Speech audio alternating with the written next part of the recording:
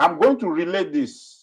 Ṣé o pé story ẹlẹ́mọ̀sán tí mo sọ ohun tó ṣẹlẹ̀ láyé John tí ò sojú mi tí mi ò sí ńbẹ̀ tọ́pọ̀lọpọ̀ wa ò sí ńbẹ̀ ni.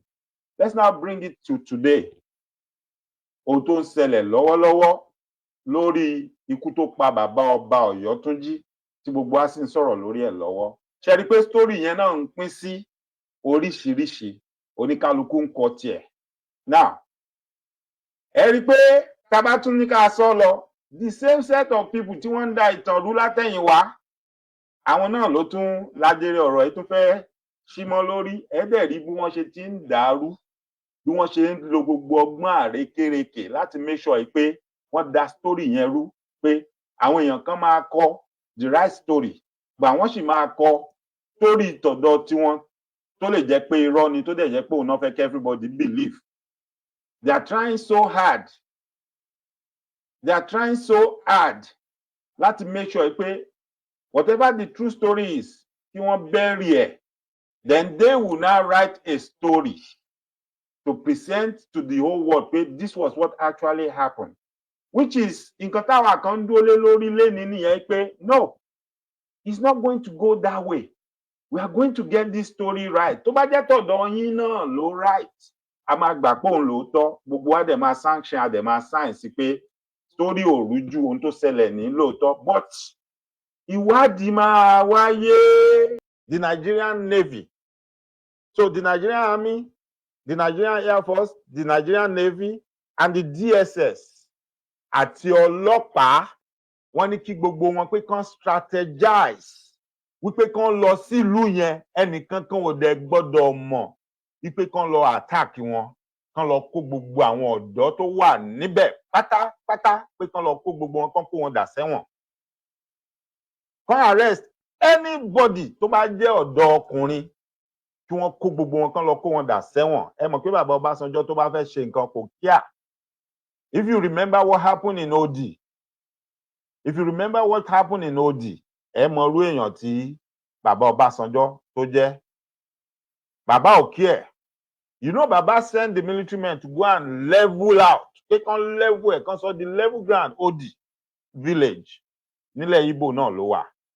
Now, so Baba told them and gave them a command that they should go out there and arrest all the youths. Kí wọ́n kó wọn kán dà wọ́n sí gálò. If they resist, ẹgbẹ̀mí lọ́rùn wọn. Ohun kan ṣẹlẹ̀. Ó lóhun tí mo fẹ́ fàyọ ní gbẹ̀yìn ọ̀rọ̀ yìí o. Gbogbo ẹ̀yin olólùfẹ́ ìkànnì Àràbà tẹlifíṣàn ní gbogbo ibikíbi tí ẹ ti ń wò wá, ó mọ̀ tún kí yín bó ní ojú ọjọ́ ṣe rí ọ̀dẹ̀ òdùn bí lágbára Ọlọ́run, ọ̀dẹ̀ gbogbo ayé ó mọ̀ dùn, ilẹ̀ Yorùbá kò sì ní bàjẹ́ láṣẹ Èdùmàrè. Ẹ̀yin èèyàn wa, mo mọ̀ọ́mọ̀ mú fọ́nrán yìí wá kájọ wò in continuation fídíò Dr. Lamayek tí mo mú wá níjẹta kọ́ nìyẹn. In continuation àwọn ọ̀rọ̀ kan tí wọ́n ń bá bọ̀ nínú fídíò yẹn lórí ọ̀rọ̀ bàbá ọba ìlú Ọ̀yọ́túnjí, wọ́n kàn mẹ́nu kàn díẹ̀ nínú eléyìí ṣùgbọ́n jinlẹ̀. Now wọ́n wá compare àwọn nǹkan kan tó ti ṣẹlẹ̀ ńlùú yìí sẹ́yìn nígbà ayé bàbá Ọbásanjọ́ àti ipa tí gbogbo ọmọ Yorùbá gbọ́dọ̀ kó. Kì í wá ṣe gbogbo ọ̀dọ́ nìkan o, gbogbo ọmọ Yorùbá àtọkùnrin àtobìnrin. Because tẹ́ bá wo ibi tọ́rọ̀ dé dúró ńlẹ̀ Yorùbá ń sìn, ẹ máa rí pé ètò ààbò wa ti mẹ́hẹ, nǹkan ti ṣẹlẹ̀, and ọ̀pọ̀lọpọ̀ ariwo dé láti pa sẹ́yìn tẹ́lẹ̀, ṣùgbọ́n tọ́pọ̀lọpọ̀ rò pé àwọn guys yìí ò níṣẹ́ wọn mọ́ tán ń ṣe ni. Ṣùgbọ́n ẹ jájọ wo fọ́nrán yìí, mo mọ̀ pé tá a bá wò tán, ọ̀rọ̀ tí Dr. Lamayek fẹ́ jẹ́ kó yé gbogbo àwọn ọmọ Yorùbá yóò yé wa ń bì. Mo tún gbóṣùbà káre fún Dr. Lamayek fún iṣẹ́ takuntakun tí ẹ̀ ń ṣe lórí ọ̀rọ̀ ilẹ̀ Yorùbá. Lágbára Ọlọ́run, ilẹ̀ Yorùbá kúkú gbé gbogbo wa, ọ̀dàlẹ̀ nìkan ni ò ní gbé láṣẹ Èdùmàrè. Ẹ bá mi pín fọ́nrán yìí, ẹ jẹ́ ó go far dáadáa, ẹ jẹ́ ó kan gbogbo àwọn ọmọ Yorùbá, kó kan gbogbo wa lára, ká lè mọ̀ wípé iṣẹ́ ń bẹ tí gbogbo wa gbọ́dọ̀ ṣe. Àwọn bàbá wa ní ìrìn ń bẹ lẹ́sẹ̀ alájọ, iṣẹ́ ń bẹ fún gbogbo wa tá a gbọ́dọ̀ ṣe. Ẹ já pín kí ó kan gbogbo wa, ilẹ̀ Yorùbá ò ní dàrú láéláé, ó rèé o. Now let's go to the good side of what just happened. Gbogbo ara lé, ẹ jẹ́ ká lo kíní ká fi kọ́ra wa lẹ́kọ̀ọ́. This is a teachable moment, and nǹkan máa ń ṣẹlẹ̀ torí nǹkan ni. So I'm going to relate this. Ṣé o pé story ẹlẹ́mọ̀sán tí mo sọ ohun tó ṣẹlẹ̀ láyé John tí ò sojú mi tí mi ò sí ńbẹ̀ tọ́pọ̀lọpọ̀ wa ò sí ńbẹ̀ ni. Let's now bring it to today.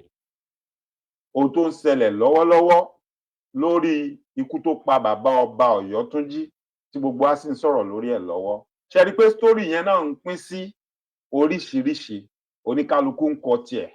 Now, ẹ rí pé tá bá tún ní ká sọ lọ, the same set of people tí wọ́n ń da ìtàn rú látẹ̀yìnwá, àwọn náà ló tún lájẹrẹ ọ̀rọ̀ yìí tún fẹ́ símọ́ lórí. Ẹ dẹ̀ rí bí wọ́n ṣe ti ń dàrú, bí wọ́n ṣe ń lo gbogbo ọgbọ́n àrékérekè láti make sure pé wọ́n da story yẹn rú, pé àwọn èèyàn kan máa kọ the right story, gbà wọ́n sì máa kọ story tọ̀dọ̀ tiwọn tó lè jẹ́ pé irọ́ ni, tó dẹ̀ jẹ́ pé òun náà fẹ́ kí everybody believe.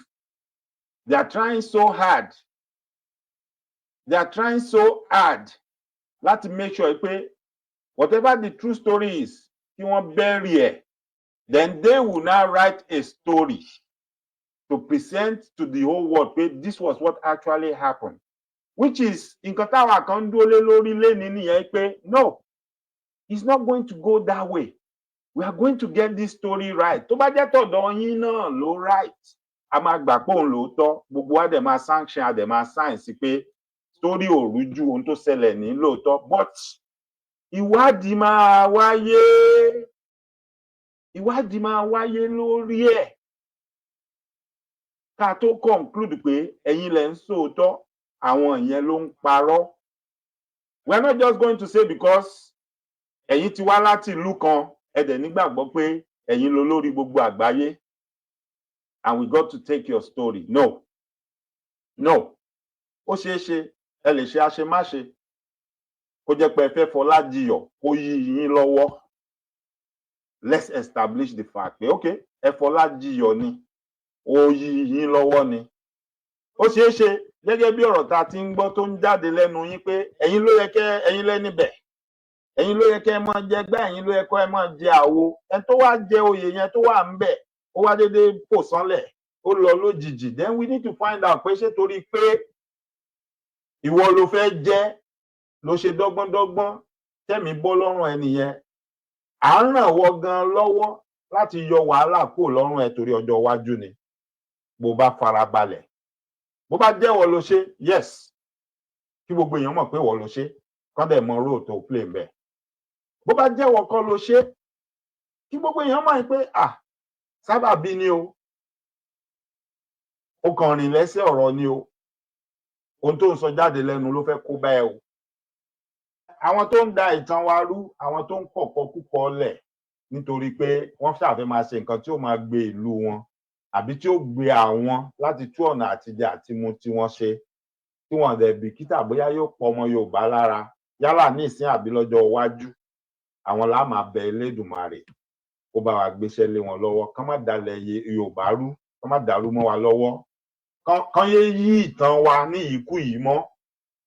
Eléyìí tó ń ṣẹlẹ̀ lójú gbogbo wa báyìí tí gbogbo wa jọ ń witness, tá dẹ̀ ń gbọ́ ẹjọ́ tá ń gbálàyé lẹ́nu. Ẹ mọ̀ pé wọ́n ní agbẹ́jọ́ apá kan dá, àgbà òṣìkà ni. Eléyìí ṣe pé à ń gbẹ́jọ́ apá kan. We've heard from both sides. Ojúlómọ tó yónú, ìdodo nìdajì ara. Ọ̀rọ̀ tá ń gbọ́ tó ń jáde látẹnu wọn àtọ̀rọ̀ tá a gbọ́ tó jáde lẹ́nu àwọn tí wọ́n nà tẹnìyẹn padà wá ṣaláìsí. Gbogbo wa láti mọ ibi tẹ́jọ́ yẹn fì sí, láti mọ ibi tọ́rọ̀ gbà lọ. Láti ti mọ ohun tó ṣeé ṣe kó fa okùnfà ohun tó ṣẹlẹ̀ yẹn. Wàhálà tó ń bẹ́lẹ̀ ńlú yẹn, gbogbo wa láti mọ ibi tó yẹ ká dojú ìbéèrè wa kọ pé ẹ̀yin èèyàn kan, ìgbà wo lẹ darapọ̀ mọ́ wọn ń bẹ̀ yẹn?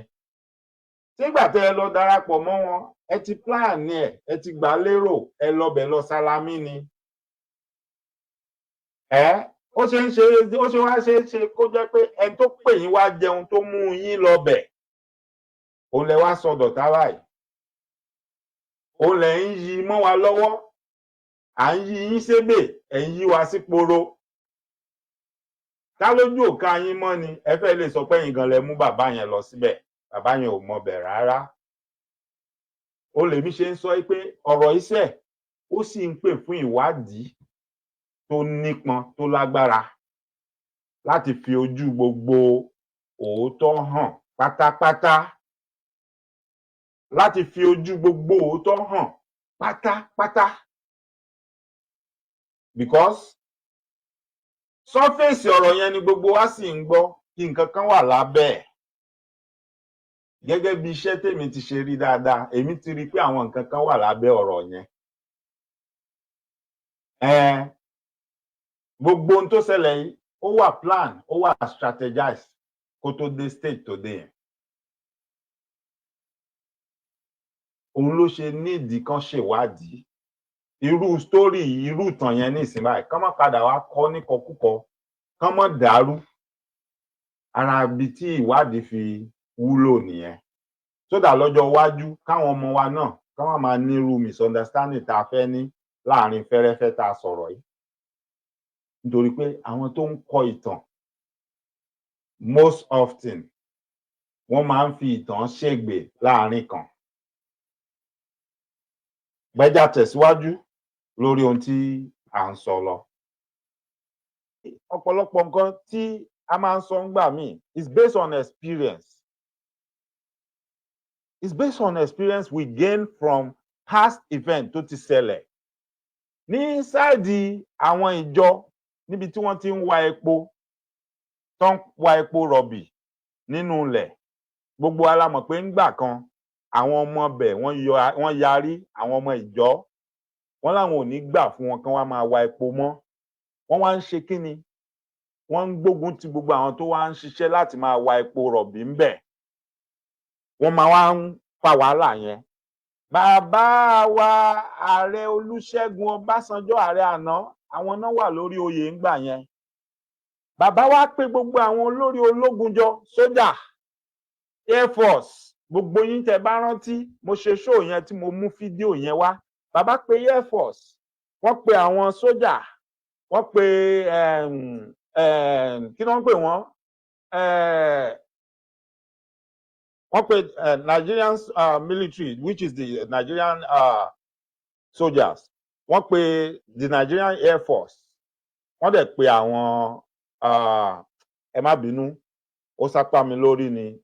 Àwọn ọmọ ogun orí omi. Ṣé hàn pé nílẹ̀ ẹ̀jọ orí omi pọ̀ lọ́dọ̀ wọn?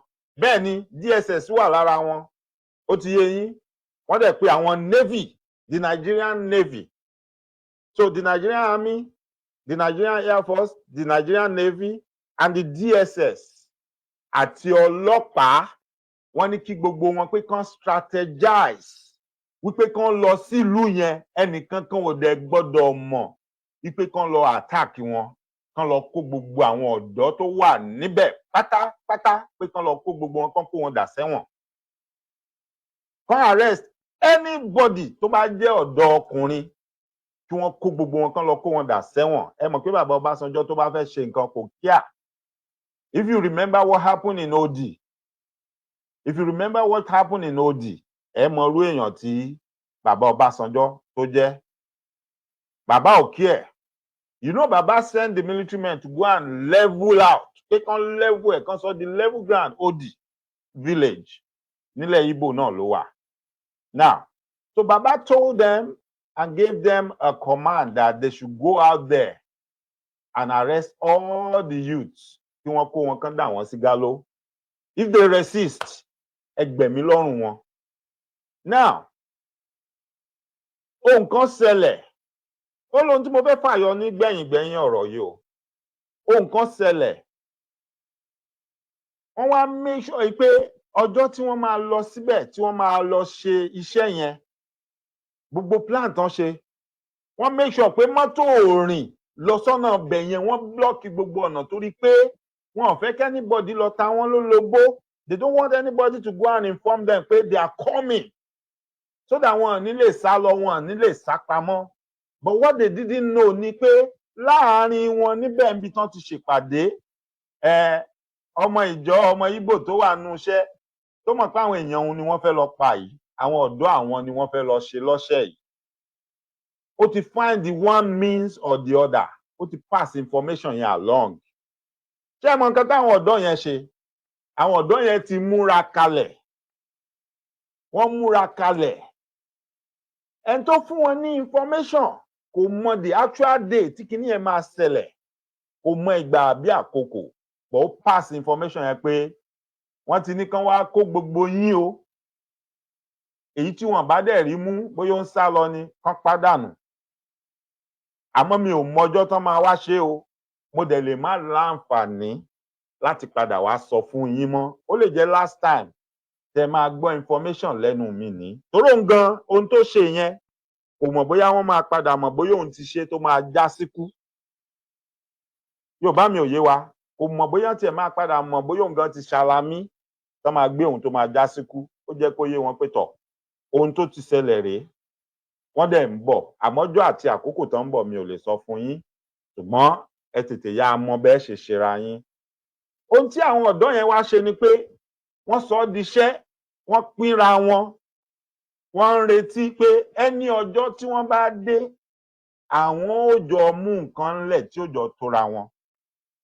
Gbogbo ohun tí wọ́n nílò láti sá lọ lórí omi wọ́n ti kó sórí omi tó ti rẹ́dì, àwọn tí ó wà gbogbo wọn ti wà ńbẹ̀, ẹ ṣáà ti mọ bọ́n ṣe ń ṣe níbẹ̀ yẹn, gbogbo yín lẹ ti rí one video or the other, tẹ ti rí bí àwọn youth ìjọ bọ́n ṣe máa ń operate, bọ́n ṣe máa ń ṣe.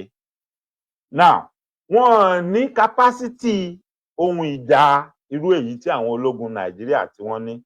Ẹ rántí now I'm telling you, wọ́n rán àwọn ọmọ ogun ojú òfurufú, wọ́n rán torí ilẹ̀, wọ́n rán torí omi, wọ́n rán ọlọ́pàá, wọ́n rán DSS. It was a joint task tí wọ́n gbé fún wọn, and they were given the command and authority to do whatever it takes láti capture gbogbo àwọn ọ̀dọ́ yẹn. Èyí tí ò bá ṣe é mú kí wọ́n pa á.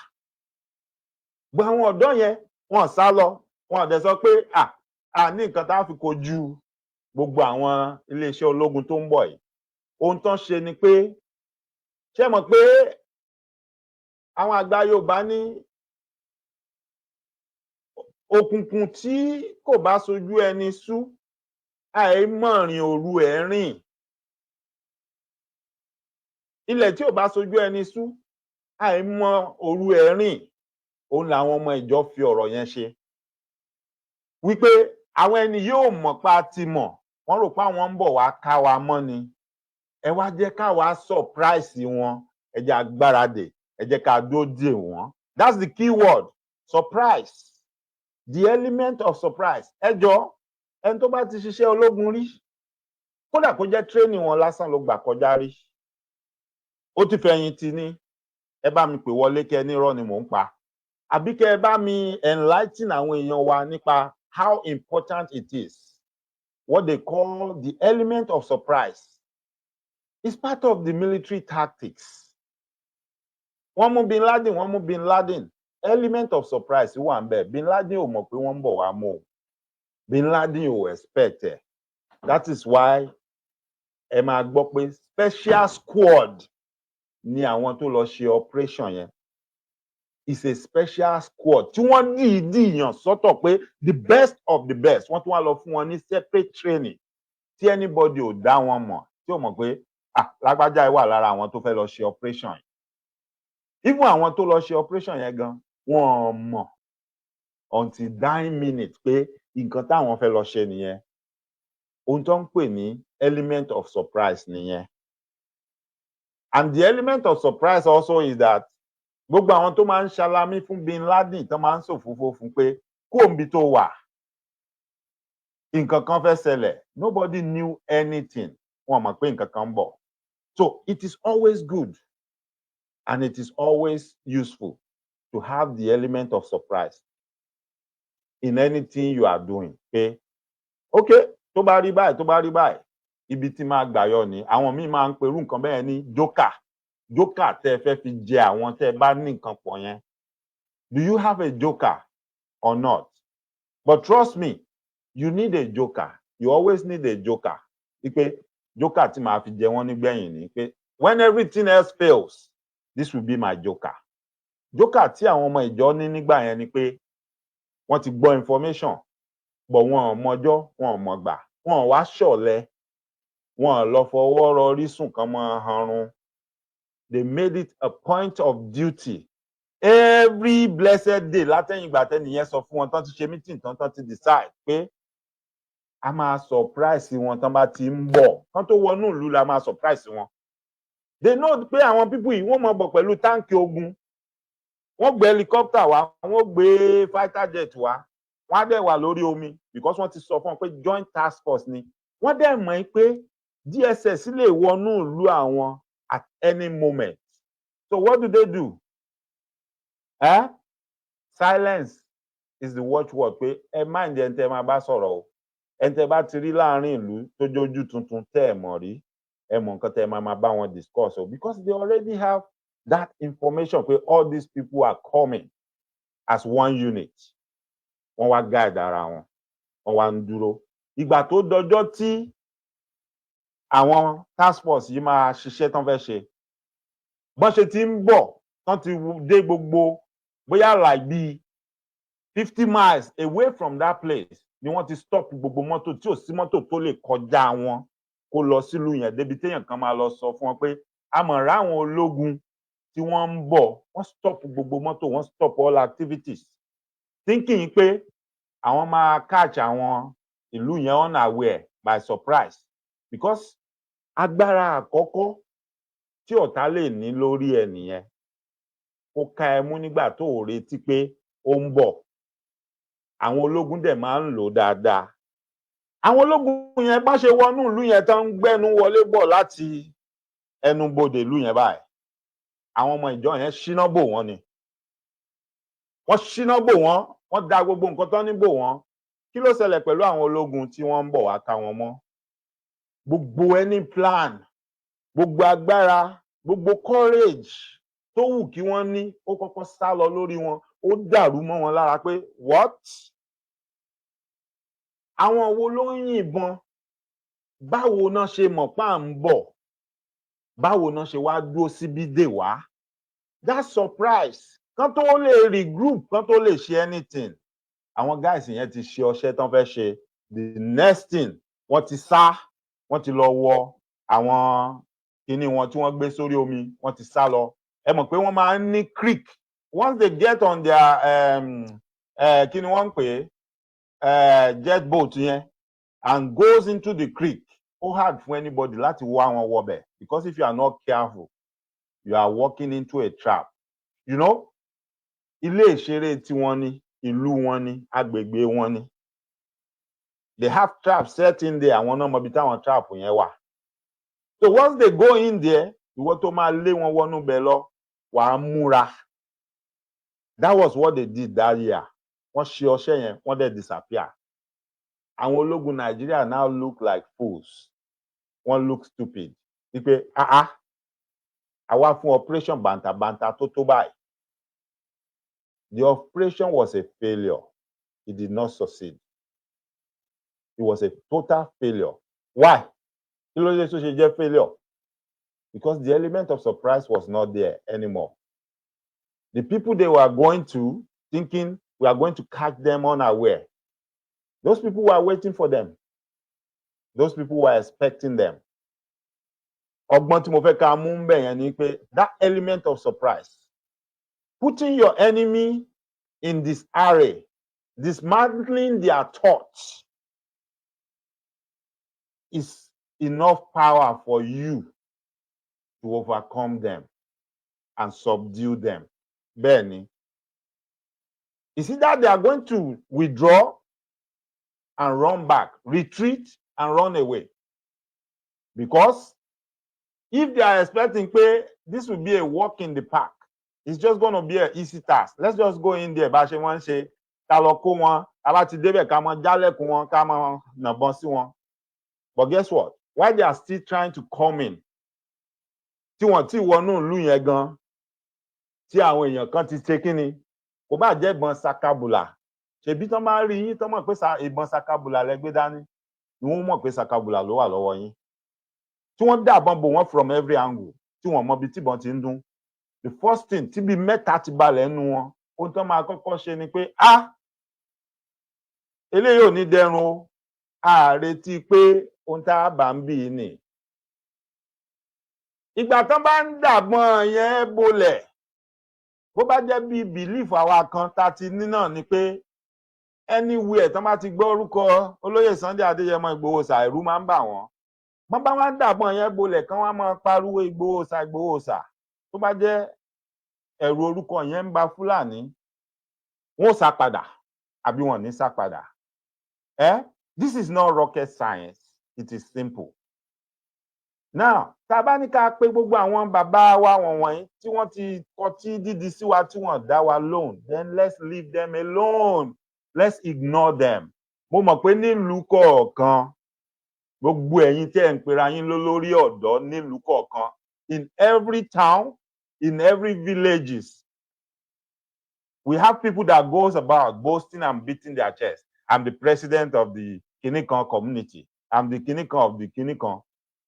Iṣẹ́ ẹ̀yin lélẹ̀. Iṣẹ́ ẹ̀yin òun lélẹ̀. This is the time for you to work. Kì í ṣe kéèyàn kàn máa bragado máa brag kiri. Èmi ni mo joyè Kinikan bì kan. I am the president of Kinikan. No, that don't make sense.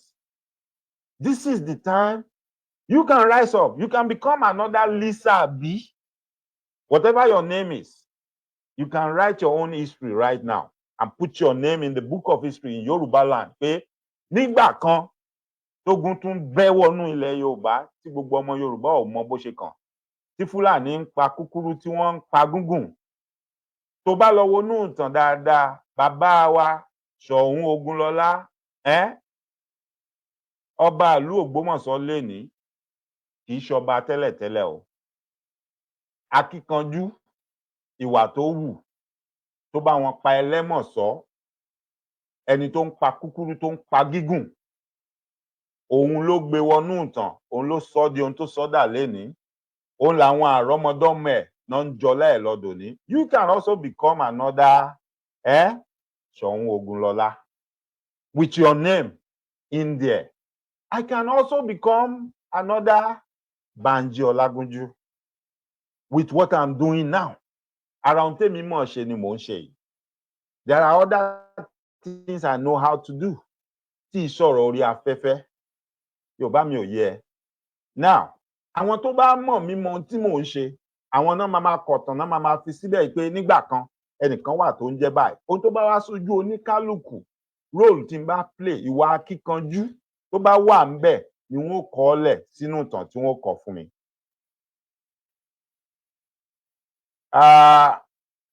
Ìyá mi, ẹ lè pè wọlé, mi ò mọ story tí ẹ ń sọ pé kò true. Ẹ lè pè wọlé, mi ò mọ story eléyìí tí ẹ ń sọ pé kò true nínú gbogbo ohun tí mò ń sọ. So, tẹ́ bá lè pè wọlé, inú mi á dùn. Tó bá jẹ́ story ohun tí mò ń sọ ní ilẹ̀ ìjọ ni, bóyá ẹ mọ story tèmi ń sọ. Ọ̀rọ̀ tí mò ń sọ gan mo ti ṣe show lórí ẹ̀ sẹ́yìn bí ọdún mélòó, mo dẹ̀ gbé fídíò yẹn wá. Even though ní dọ̀la, ọ̀rọ̀ yẹn ṣì ń dùn bàbá Ọbásanjọ́ pé operation yẹn flop, wọn succeed. Ọ̀rọ̀ yẹn ṣì ń dùn. Even mo ní ibi tí bàbá ti sọ̀rọ̀ nínú interview pé operation yẹn flop. Yes, because the element of surprise was no longer there. Ó wá jẹ́ olórí Kinikan Community Youth Association. Kó wá máa bragado káàkiri ìgboro, kó máa níwọ ni kíní kó kàn máa fi aláfẹnujẹ́ lásán. This is the time for you to stop that. This is the time for you to do something for that community tó ń pèrè ní olórí ọ̀dọ́ níbẹ̀. Pé bó ṣe máa ń pe ìpàdé yẹn, a fẹ́ kọ́ town hall, a fẹ́ kọ́ gbá, a fẹ́ kọ́ àwo, a fẹ́ ṣe gbá, a fẹ́ ṣàwo. Pé ìpàdé, bring it to the table pé security ìlú wa ó dọwọ́ everybody àmúlélé. Ẹ fi ọba lẹ̀, ẹ fi ìjòyè lẹ̀, ẹ ṣèpàdé. It is your life and their life that is at stake. Everybody's life is at stake. And in most cases, if care is not taken, gbogbo àwọn tó ti rí jẹ yẹn tán rí jájẹ, àwọn olówó ọlọ́lá, àwọn olóṣèlú, àwọn ọba, ìjòyè nǹkankan yẹn, àwọn lè escape ẹ o, ó possible. But mẹ̀kúnnù àtàwọn ọmọ mẹ̀kúnnù ni wọ́n ní choice, ni wọ́n lè má escape ẹ. Ìdí nìyẹn tí wàá ṣe play role ẹ gẹ́gẹ́ bí ààyè àti ipò tó wà wàá wá lo opportunity yẹn kó má kàn jẹ́ pé a kàn ń lo ipò à ń lo ọlá pé èmi ni mo wà láàyè yìí àwa ní ọpọlọ kankan tá a fẹ́ sọ̀kalẹ̀ a ní nǹkan kan tá a fẹ́ ṣe. Mo ní gbogbo ẹ̀yin tẹ́ ẹ̀ ń pera yín nílùú kọ̀ọ̀kan bó ṣe wù kí ìlú yín kéré tó, mo mọ̀ pé kò sílùú yẹn nílẹ̀ Yorùbá tí ò ní pírẹ́sídẹ́ǹtì kìíní kan community association. Kí ni iṣẹ́ yín? Iṣẹ́ ló délẹ̀ fún yín.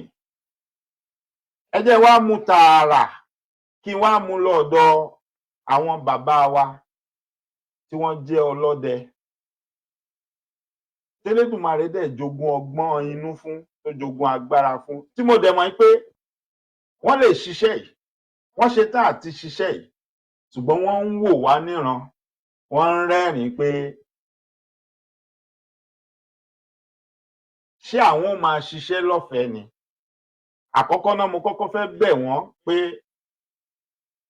iṣẹ́ ìlú leléyìí, ó sì ti di iṣẹ́ ẹ̀gbọ̀nsẹ̀ tán ní kò ṣeé fi ránmọ ẹni. Iṣẹ́ ìlú ni. Ọ̀pọ̀lọpọ̀ yín lẹ jẹ́ akíkanjú èèyàn tẹ́lẹ̀dùmarè jogún agbára àtọgbọ́n fún.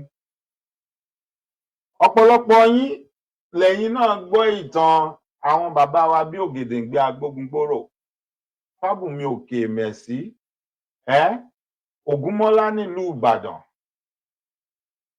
ìyá wa Ẹfúnṣetánníwúrà àti bẹ́ẹ̀ bẹ́ẹ̀ lọ àwọn akọni èèyàn. Kò sí nǹkan kan tó lẹ́yìn náà ò lè ní orúkọ bẹ́ẹ̀. Kò sí nǹkan kan tó lẹ́yìn náà ò lè jẹ́rú bẹ́ẹ̀ nínú ìtàn nílẹ̀ Yorùbá pẹ̀lú ohun tẹ́lẹ̀dùmarè jogún fún yín táwa sì mọ̀ tí ì ṣe rọ́.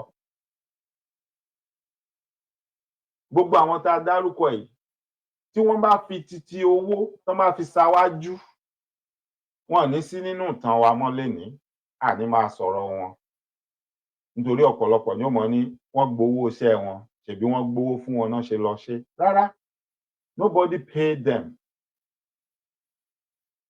Wọ́n ṣe nínú ìfẹ́ ìlú wọn tí wọ́n ní ni. Ẹ̀yin bàbá wa, ẹ ṣe má ro tiwa. Ẹ gbàgbé pa àwọn ìjọba tó ń gba owó security vote lóṣooṣù tá a mọbi tó ń wọlé sí. Ẹ fi wọ́n lẹ̀ sí tiwọn. Ẹ jẹ́ ká ro tẹ̀mí àwọn èèyàn wa tó wà at stake. Torí mo mọ̀ pé gbogbo ohun tá à ń sọ iṣẹ́ tẹ́ bá fẹ́ ṣe bí iṣẹ́ kò ná yín ní nǹkan kan o. Kò gbà yín lákòókò láti ṣe. Mo mọ̀ pé ẹ lè ṣe nítorí pé kí ni? Gbogbo àwọn tán náà ń mú gan, wọ́n máa wọn agbésùnmọ̀mí bì kan, wọ́n ṣe gbáǹbì kan, ẹ̀yin lẹ̀ ń mú wọn, kì í ṣe ọlọ́pàá ló mú wọn, kì í ṣe sójà ló mú wọn. Ẹ̀yin lẹ̀ ń mú wọn, tẹ́ bá mú wọn tán lẹ̀ ń kó lé wọn lọ́wọ́ pé ẹ gbà àwọn tá a mú nì. Lélẹ̀ tó ń ṣàpẹẹrẹ pé ẹ mọ ohun tó tó, ẹ mọ ohun tó yẹ, ẹ mọ bẹ́ẹ̀ ṣe lè ṣe. Àwa ọmọ yín là ń pariwo, là ń pè yín báyìí, là ń bẹ̀ yín. Ẹ má dúró de ẹnìkan, ẹ má dúró de ìjọba. Ẹ má dúró de bóyá ẹ̀ ń dúró de lọ́balọ́ba, lóyè. Ẹ̀yin ọ̀dọ́, ẹ̀yin olórí ọ̀dọ́ nílùú kọ̀ọ̀kan, mo ti sọ fún yín, iṣẹ́ yín níṣẹ́ yìí. Ẹ pe àwọn bàbá yìí. Ẹ pè wọ́n kẹ́ bá wọn ṣèpàdé, kẹ́ jẹ́ ó yé wọn pé kò sí èèyàn kankan tó ń bọ̀ wá mú wọn àbí gbé wọn lọ síbì kankan. Self defence lolóyìnbó ń pè é. Kì í ṣe pé wọ́n fẹ́ dìhámọ́ra pé wọ́n ń lọ ìlú kan lọ kógun jà wọ́n. Rárá, ìlú yín náà lẹ́ẹ̀ dúró sí.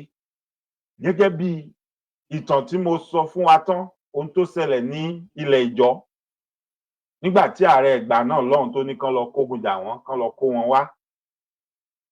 Gẹ́gẹ́ bí àwọn ọmọ yẹn wọ́n ṣe jà fẹ́tọ̀ wọn tán sì borí.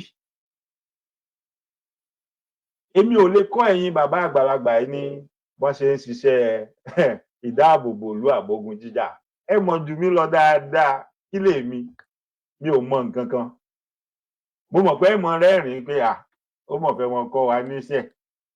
Mi ò lè kọ́ yín iṣẹ́, mi ò mọ nǹkan kan. Ṣùgbọ́n à ń bẹ̀ yín ni, à ń pè yín. Ẹ ṣiṣẹ́ pẹ̀lú àwọn olórí ọ̀dọ́ ìlú kọ̀ọ̀kan.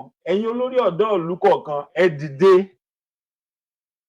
Bó bá ròyìn pé tolóṣèlú ló fẹ́ jókòó tì, òun ló di election 2027. Torí ẹ̀ ló ṣe ròyìn pé kó kó má lọ ṣèpàdé, kó má lọ ṣètò bí ètò ààbò ṣe wà fún ìlú yín. Gbàdúrà kẹ́mi ẹ̀ kó di 2027 yẹn pẹ̀lú nǹkan tó ti surround yín, tó ti yí yín po káàkiri báyìí lọ́wọ́lọ́wọ́. Gbàdúrà wípé kẹ́mi ẹ̀ kó dìgbà yẹn, kó tayọ ọgbà yẹn. Then 2027 tó wá ń sọ yẹn, pẹ̀lú gbogbo ìṣẹ̀lẹ̀ tó ń ṣẹlẹ̀ àti gbogbo ohun tá à ń gbà tó ń tá à ń rí lọ́wọ́lọ́wọ́, kò tí ì sú ọ̀fẹ́ nìkankan pé wọn ò ní bẹ̀rẹ̀ wàhálà, pé ogun ò ní bẹ̀rẹ̀, kò ní dogun, kò ní dìjà. Nítorí pé ọmọ ẹni òṣèdí bẹ̀rẹ̀ tẹ́ gbé síbẹ̀, mo mọ̀ pé ó ti ń strategize, torí ẹni tó bá sọ fún mi pé òun ò tí ì rí nǹkan tó ń ṣẹlẹ̀, òun ò mọ ẹni tí wọ́n fẹ́ pa, ẹnìyẹn ń tanra ẹ̀ ni. Gbogbo gọ́vnà PDP wọ́n ń cross carpet, wọ́n ń lọ nú APC. Ṣé ẹ mọ̀ pé wọ́n ń múra 2027 lẹ́ni? Ṣé ẹ mọ̀ ni? Ṣé tún nídìí kẹ́nì kankan tó máa wá ṣàlàyé yẹn fún yín pé all this carpet crossing that is going on right now, ṣé ẹ mọ̀ pé wọ́n ń múra lẹ̀ ni? Ṣé ẹ mọ̀ pé kì í ṣe pé ọ̀rọ̀ pé wọ́n fẹ́ dìbò kankan ní 2027? Nígbà tí almost all the governors in Nigeria tán bá wà ní APC, ẹ jọ̀ọ́, pátì wo ni ó mọ rúùlù yín lọ? Don't be surprised very soon when you start seeing all your senators and House of Assembly members crossing carpet, going to APC. Ẹ má jẹ́ ó yà yín lẹ́nu. Ẹ má jẹ́ ó jọ yín lójú. But let's ask ourselves. Ẹ ṣé ìyá mi. Let's ask ourselves. Ọmọ ẹni òṣèdí bẹ̀rẹ̀, òun là ń gbọ́ lẹ́nu ọjọ́ mẹ́ta yìí. Ọmọ wọn ni wọ́n ní ó kó àwọn tọ́ọ̀gì pé kán lọ lùyàn yẹn. Irú ròǹborùn. Ọmọ ò lè bá pèlè ìyá ẹ̀ ńlẹ̀ kó ṣe aṣọ dá.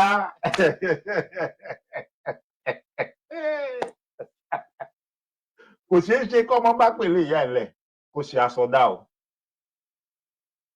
Ó bá ń lé ni. So tán bá ló ṣe, mi ò lè fọwọ́ ẹ̀ sọ̀yà pé kò ṣe àbí kò lè ṣe.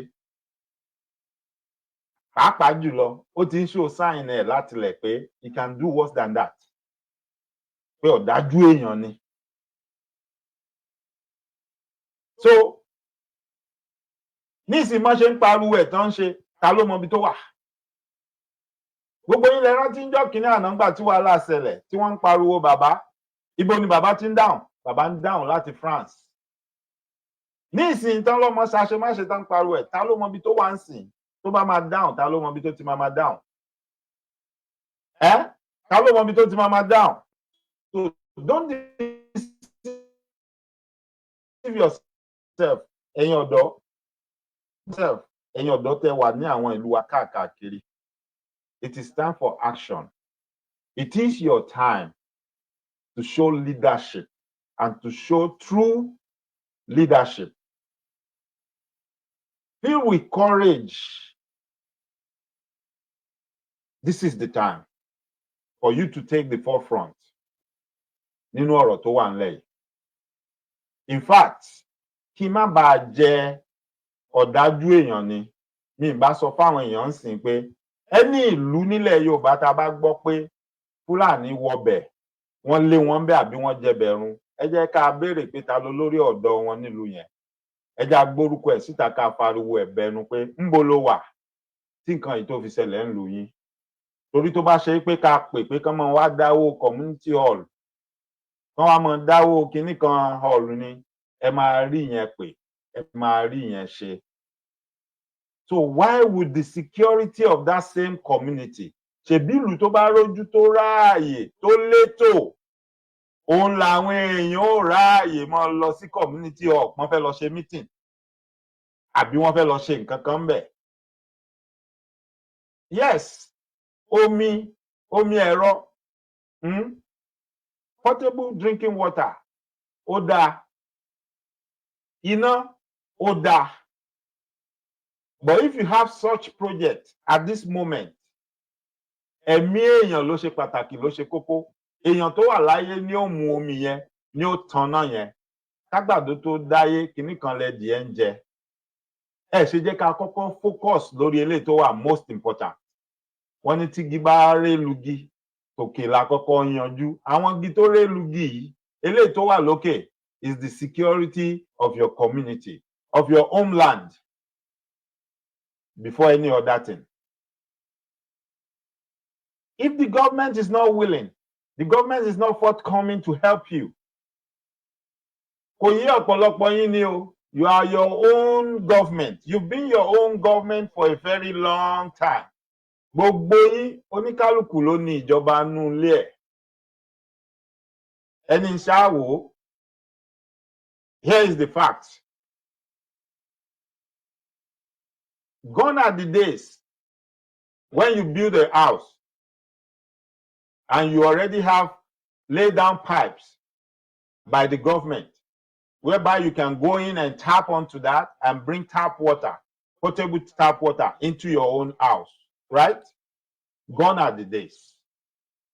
Now, when you build your house, you need to start thinking, are you just going to have the common well, kànga, tí gbogbo wa mọ̀, as your source of water? Or are you going to drill a borehole? Ìgbà tó ti ń plan pé o fẹ́ kọ́lé ni wàá ti máa plan yẹn náà papọ̀ mọ́ pé mo ní di kànga or mo ní di borehole. Ṣé mo parọ́? So something that the government supposed to provide for you and they are not doing anymore. You already realize that. You understand that you have to make provision for that because you need it. And that's why you are making provision for it. As soon as you are planning to build a house, you are already thinking about, I'm going to need a source of water. So it's either I'm going to drill or dig a well, or I'm going to drill a borehole, and I'm going to have storage tanks. The same thing goes for the electricity supply. Am I going to go with solar? As soon as you are planning to build your own house, you are already planning how to make provision for all the social amenities you need in that house. You are not waiting on the government anymore. The same time, you are also thinking about security. Pé okay, mo máa fence ilé yẹn round. Fence mi máa ga. Mo máa fi barbed wire sórí ẹ̀. Tó jẹ́ pé anybody tó bá fẹ́ gùn, ó máa difficult fún wọn láti gùn. Some of you even go further to say, I'm going to electrocute that fence, so that if anybody still try to climb it, as soon as they touch those barbed wires, kí náà máa gbé wọn. Right? You are not waiting on the government to do all that for you. So why do you want to put your safety as a whole community in the hand of a government that doesn't care about you, that doesn't know you exist? Tó yẹ pé tí wàhálà yẹn bá délẹ̀ tó bá ṣẹlẹ̀ tán gan, àwọn gan ló kọ́kọ́ máa gbé propaganda dìde. Náà kọ́kọ́ máa sọ pé ohun tán ló ṣẹlẹ̀ yẹn kò ṣẹlẹ̀. Ẹ wo ohun tó ṣẹlẹ̀. And then for most of us, mo sọ fún yín, ọmọ Kwara ni mí. Mo rí tọ́pọ̀lọpọ̀ yín tẹ́ bá fẹ́ pé àwọn àdúgbò wa kan ní Kwara tó sọ pé àwọn arábí ti débẹ̀, ẹ̀ ń ṣi orúkọ yẹn pè. Kódà mo tún rọ́mọ Kwara náà tó ń ṣì pè. It's not Kayama o, it's Kayama. Kayama ni wọ́n ń pè bẹ̀. Kayama. And it's not Barutin, it's Barutin. Barutin. Gbogbo bẹ̀ la mọ̀ dáadáa, gbogbo bẹ̀ la dé rí. Gbogbo bẹ̀ ni mo mọ̀ dáadáa, gbogbo bẹ̀ ni mo dé rí. Ṣó yà mí lẹ́nu pé àwọn èèyàn yẹn lọ gbabẹ̀ wọlé àbí wọ́n lalẹ̀ wù láti bẹ̀? No sir, no ma, kò yà mí lẹ́nu. Kò yà mí lẹ́nu. Wọ́n bá sọ pé wọ́n máa wọlé, mo lè tọ́ka sáwọn ibi tí màá sọ pé mo ní expectation pé wọ́n lè gbà wọlé. Ara abẹ̀ náà làwọn ibi tí wọ́n ń dárúkọ yẹn. Ara abẹ̀ náà nìyẹn. And then ìlú àwọn èèyàn wa, àwọn arábí, àwọn oníjàgídíjàgan tèmi àtẹ̀yìn tá a jọ mọ̀. Àwọn ibi tí mo mọ̀ tán lè gbà wọlé náà nìyẹn. So ẹ jọ̀ọ́, orúkọ yẹn ni mo pè fún wa yẹn dáadáa. Kayama, Barutin, bọ́n ṣe ń pè é nìyẹn. Not that it is important. but it's good to know. Ara àwọn tí ara àwọn tí wọ́n ń gbé agbègbè rẹ̀, mo ti ń rí kọ́mẹ́ǹtì wọn wípé òótọ́ ni. Wípé òótọ́ ni. Now, ìwọ tó bá pèrè ẹ lólórí ọ̀dọ́, tá a bá gbọ́ pé àwọn ará bí wọnú ìlú yín, ẹ wá prepare, gbogbo yín wá ní láti sá. We should hold you accountable. We should challenge you. Wípé okay, kí wá ní iṣẹ́ ẹ̀ ń bolo wà? Kí lètò tẹ́ ẹ ṣe kalẹ̀? If you know how to call for meetings and do fundraising, for town hall, for community library, which are all essential stuff that is necessary. Those are not luxury. They are very important and they are needed for the community to grow. Nobody is disputing that fact. But right now, the priority and the most important thing should be the safety of your people. Bearing in mind that a library will not use itself. A community hall is not going to occupy itself. It's still going to be people that will occupy it. And not just any people. I want to believe you are not building all these things for Fulani people to come and take them over. You are building for your people, right? So as you are building, you need to protect those resources. How are you going to protect them? Reach out to the necessary people. Reach out to the people that you are supposed to reach out to. Forget about politics right now. Forget about what party you belong to. My advice wa gẹ́gẹ́ bí ọmọ Yorùbá. Do due diligence. Do whatever it takes to get everybody on board. Do whatever it takes to discard whoever is not going to be responsible. As in, everybody don't need to be part of that, gathering or discussion. Ẹ máa rántí pé ọmọ Yorùbá ni gbogbo wa, ó ní báwọn bàbá wa ṣe ń ṣe, ó ní báwọn bàbá ńlá bàbá wa ṣe ń ṣe, tíwà ọ̀dàlẹ̀ ò fi pọ̀ láàrin wọn, ó lọ́nà tó ń gbé gbà. Ó lọ́nà tó ń gbé gbà. Pẹ̀lú ilẹ̀ tó mọ́ lénìí, tí everybody ti ń lé owó kiri, ó ti jẹ́ pé interest everybody ni bí yóò ṣe gbọ́ information lẹ́nu yín tí ó lọ gbé fáwọn olóṣèlú àbí fúnjọba. Gbogbo ẹnu ni mo fi ń sọ, wojú mi dáadáa. Yes, pé ṣé Michael Ọlá náà ló wá ń sọ báyìí? Àbí is this not the same Banji Michael Ọlágúnjú tí mo mọ̀ ló ń sọ báyìí? Bẹ́ẹ̀ ni èmi mo sọ bẹ́ẹ̀. Ẹ wá ibi tí ìbúra gidi àti ìmùlẹ̀ gidi bá wà kẹ́ lọ ṣe fúnra yín. Ẹni tó bá lóhun ò ṣe, ẹ lè kúrò láàrin yín. Ẹni tẹ́ bá rí tó ń sàn dí sẹ́yìn, tó ń dọ̀dí sẹ́yìn, ẹ lè kúrò láàrin yín. Àwọn ọ̀dàlẹ̀ nìyẹn, àwọn ọ̀bàyéjẹ́ nìyẹn. Ẹ dẹ̀ má jẹ́ kí information yín, ẹ má jẹ́ ó dé sàkání irú àwọn èèyàn bẹ́ẹ̀. Ẹ má jẹ́ wọ́n wà nítòsí yín. A lè ráwọn tó máa jólóòtọ́ tó máa bá wa ṣe. Irọ́ lẹ̀ ń pa, nìkan ṣe ni. Àwọn olóòtọ́ tí ó bá yín ṣe, wọ́n wà, tán fojú hàn. Àtèmi àtẹ̀yin, à ń rí wọn. Kódà lára wọn wà lórí ẹ̀rọ ayélujára, tá à ń rí wọn, tá à ń gbọ́ ohun tó ń sọ, tá à ń ro ohun tó ń ṣe. Ẹ̀yin lẹ ṣe tán láti ṣe the right thing. Téèyàn ò bá fẹ́ ṣe ohun tó tọ́ àti ohun tó yẹ, gbogbo excuse tó ò fi ní ṣe, òun ló máa wá tó máa sọ. Ẹ̀sìn mi ò lè jẹ́ ká ṣe kinní yẹn, irọ́ ló ń pa. Ẹ̀sìn kẹ́sìn yẹn náà lẹ fi ń dà lùwàrú, lẹ fi ń ba gbogbo nǹkan jẹ́. Òun ló fi di gẹ̀rẹ́gẹ̀rẹ́, alábọ́run ti ń dẹ̀wù fún wa báyìí. Àwọn ọmọ ìrankíran tí wọ́n ní integrity, tí ò sí nǹkan kan fún wọn, wọ́n wá ń fọ́ọ̀mù oyè rándanrandan under ẹ̀sìn, lórúkọ ẹ̀sìn, wọ́n wá fi ń challenge ohun tí àwọn bàbá wa gbélẹ̀ tán gbélé wa lọ́wọ́. Kò dẹ̀ sì yí ọ̀pọ̀lọpọ̀ wa náà pé gbogbo àlùwàlá ológìn ní wọn, ọgbọ́n àti kẹrànjẹ ni. Ìpè if care is not taken, they will just wake up one day and tell us. Wọ́n ti ń sọ fún wa sí pé àwọn ti dá gbogbo ẹ̀ sí méjì. Ẹni titi yín, àwa náà ní tiwa. A dẹ̀ ń ṣe bíi pé àgbọ́ àṣebí pé kò yé wa. These are the same people tí wọ́n máa ṣílẹ̀kùn fọ́ta yín nítorí pé wọ́n máa nígbàgbọ́ pé ìyẹn ló máa ràn wọ́n lọ́wọ́ láti achieve nǹkan táwọn ń ṣe.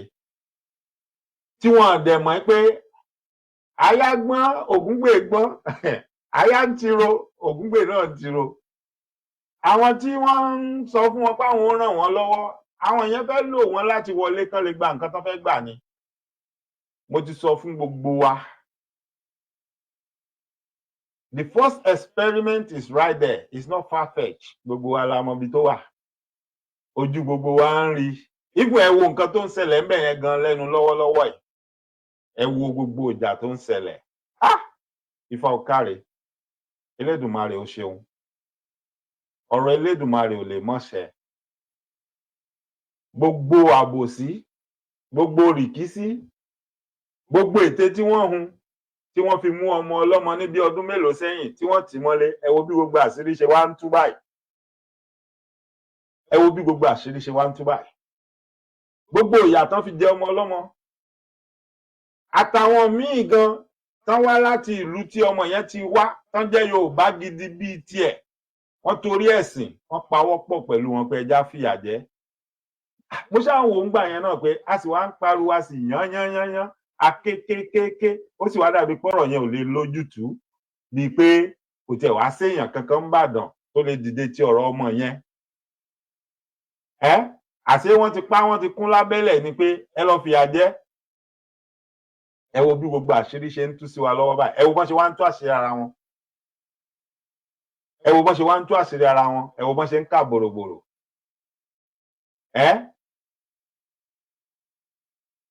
Ẹni tó bá sọ pé ariwo tá à ń pa lórí social media pé kò ní nǹkan kan ṣe, kò lágbára, ẹ sọ fẹ́ni ẹ pé wèrè ni, òpònú èèyàn ni. Bí ò bá jẹ́ ariwo tá a pa, tí ò bá jẹ́ bá a ṣe dó tì wọ́n lọ́rùn, ohun tá à ń wí ìkọlà máa wí. Because wọ́n achieve aim wọn at the end of the day. Kò ń ṣe ohun tí wọ́n fẹ́ ṣe pẹ̀lú ọ̀gbẹ́ni yẹn, kò ń ṣe ohun náà padà ṣe.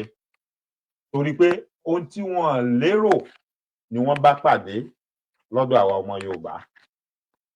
Wọ́n lérò pé ọ̀gbẹ́ni yẹn ò rí èèyàn kankan tí ó dìde sọ̀rọ̀ ẹ̀ àbí tí ó dúró ti àwọn lọ́rùn. Wọ́n ti parí iṣẹ́. Ìyàlẹ́nu ló jẹ́ fún wọn pé ọ̀pọ̀lọpọ̀ èèyàn dìde. Kódà tó fi kan ẹlòmíì gan tó wà nú ẹ̀sìn wọn gan, ó dúró tì wọ́n lọ́rùn pé rárá, eléyìí tẹ́ fẹ́ ṣe yóò bójú mu. Àbòsí ni. So ọmọ Yorùbá, ẹ jẹ́ kí gbogbo wa ká la ojú wa, ká la etí wa. Lóòótọ́ lè wú yí wa ká. Lóòótọ́ ni wàhálà wà. Ṣùgbọ́n a nílò láti máa pariwo àwọn ọba, ìjọba, kinní kan rárá.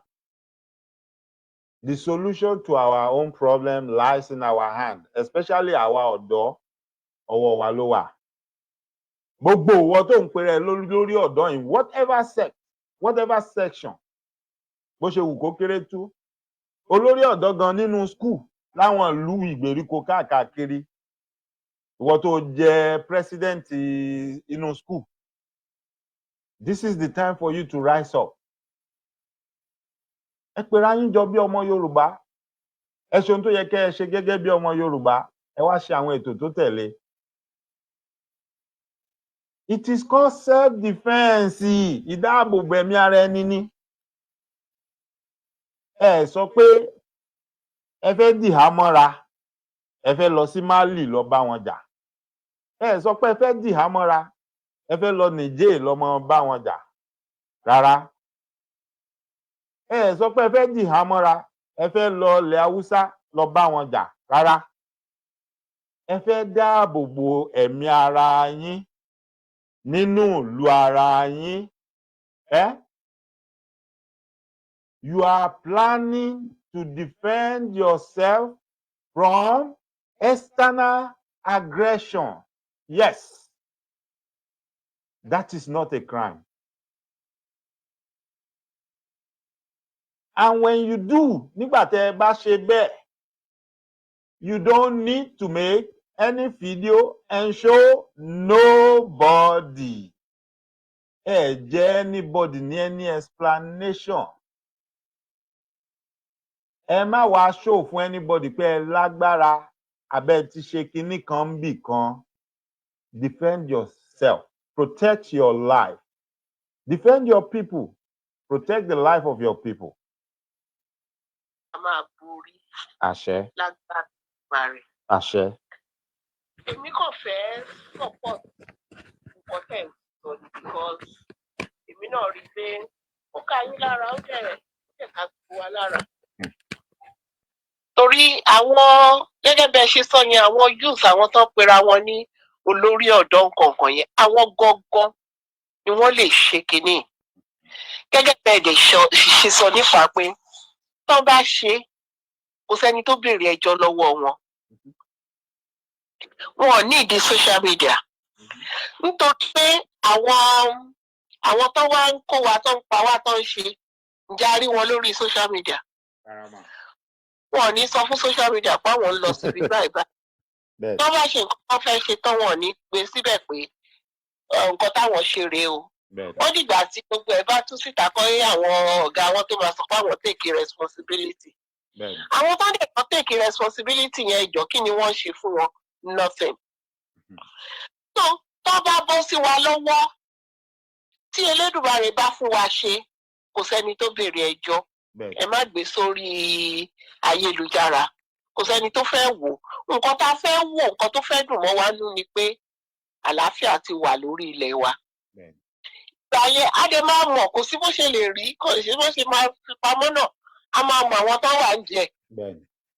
Ọlọ́run á dẹ̀ ràn wá lọ́wọ́ Elédùmarè á ràn wá lọ́wọ́ láti compensate wọn in one way or the other. Gẹ́gẹ́ bí ẹ ṣe sọ wípé kò sẹ́ni tó fẹ́ fúnyàn kankan lówó oṣù ṣùgbọ́n láì sanwó oṣù yẹn náà compensation máa wà one way or the other. Because gbogbo ìgbà tá à ń ṣe Yorùbá nation here and there a ṣáà ń fi tọrọ kọ́bọ̀ sílẹ̀ tá a dẹ̀ rí ojútùú kankan. Ṣùgbọ́n táwọn bá wá ṣe táwa compensate wọn pẹ̀lú tọrọ kan kọ́bọ̀ kan inú wọn á dùn. Ọkàn wọn náà balẹ̀ pé wọ́n appreciate nǹkan táwọn ṣe ṣùgbọ́n láì ṣe nǹkan kan èmi ò mọ bá ṣe fẹ́ ṣe o. So gẹ́gẹ́ bẹ́ẹ̀ ṣe sọ gbogbo àwọn ọ̀dọ́ wa yẹn kí wọ́n kóra wọn pọ̀. Gbogbo nǹkan tá à ń jà fún yìí ọ̀pọ̀lọpọ̀ nù wa kì í ṣe pé a fẹ́ benefit nínú ẹ̀. Títẹ̀yìn ń gbé ń sìn Ọlọ́run jẹ́ kẹ́ rí àǹfààní nínú ìjà tá à ń jà because mo tún àpọ̀dọ̀ọdún kọ́lẹ̀ ń lọ ilé. Ọ̀nà tí ẹ jìmà. Ọdọọdún kọ́ lèmi ń lọ ilé ibi tá a dẹ̀ wà à ń rómi mu à ń ríná lò àlàáfíà tayọ̀. So kì í ṣe pé bóyá nítorí pé a fẹ́ lọ ilé lọ́la la ṣe ń ja ìjà nítorí àwọn ọ̀dọ́ wa pàápàá àwọn tó tún wà lórílẹ̀-èdè yẹn kílé ayé tí wọ́n gan lè dá kán lè rojú kán lè ráyè gbogbo oríṣiríṣi nǹkan tó ń ṣẹlẹ̀ nílùú yẹn sìn kò sẹ́ni tó dùn mọ́ nú pàápàá pẹ̀lú àwọn ọ̀dọ́ wa wọ́n lè máa rò pé àwọn ń gbádùn but wọ́n ń fìyà jẹ wọ́n ni. So tí Ọlọ́run bá wa ṣe tí wọ́n bá gbọ́ and nǹkan tí mo tún fẹ́ fi kún ni pé gẹ́gẹ́ bí ẹ ṣe sọ kó má finú tán èèyàn kankan láì jẹ́ pé wọ́n ṣe nǹkan tó yẹ kán ṣe. Nítorí pé inú jìn ojú la rí kò sẹ́ni tó mọ bínú oníkálukú ṣe rí. Tó bá fẹ́ promise pé àwọn máa dogún àwọn máa dọ́gbọ̀n tó bá dọ̀la tó bá yí padà ńkọ́ ẹ wo ọ̀gbẹ́ni tí wọ́n lọ padà nù ní ọ̀nà onípọ̀nà àdúgbò yẹn ọ̀nà Kwara àbí nǹkan ni. Ẹ wo bó ṣe pápá ìdànù máa yẹn dẹ̀ ló ń jà fún wọn. Ẹ̀ṣọ́ pé tí ò bá lọ́wọ́ àwọn tó wà ń bẹ̀ nú nǹkan yẹn ò ní ṣẹlẹ̀ sí máa yẹn. tó ẹni tó bá máa mú mọ́ra ẹni tó bá máa jíjọ ṣe kọ́ mọ̀ yìí pé àwọn láti gba débì kan kó tó di pé àwọn bẹ̀rẹ̀ sí jíjọ ṣe nǹkan kí ọkàn wọn lè mọ́ síra wọn. àná àwọn bàbá wa kọ́lọ́n kó ṣàánú wa kí Elédùmarè kó gbàkóso nígbà ayé tí wọ́n gbà táwọn ń ṣe inú mímọ́ ni wọ́n fi ń ṣe. á dẹ̀ ní nǹkan tó ti jíjọ ṣe kó tó di pé wọ́n wá ń ṣe nǹkan tó ń ṣe yẹn. ó ní wọn ṣe lè dára wọn torí wọ́n mọ̀ pé táwọn bá dára àwọn máa jìyà ẹ̀ torí ọ̀dàlẹ̀ balẹ̀ kú ni ọ̀dàlẹ̀ balẹ̀ kú tí wọ́n ń sọ nílẹ̀ Yorùbá yẹn kì í ṣe ọ̀rọ̀ lásán o ẹni tó bá dalẹ̀ ó máa bálẹ̀ lọ ni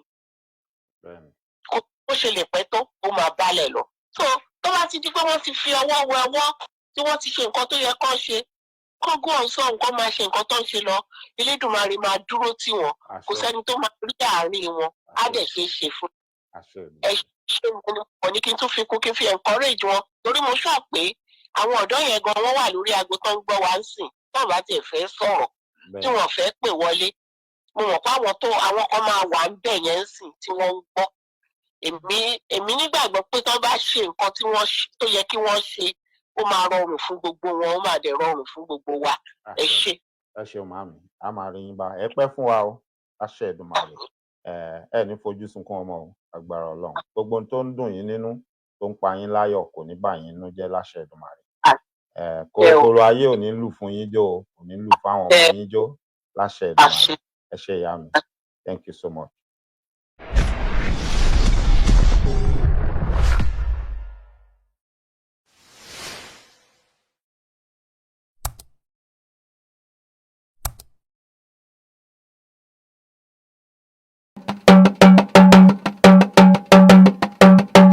Àràbà TV, ojú wa tó lé, ojú wa tó kó.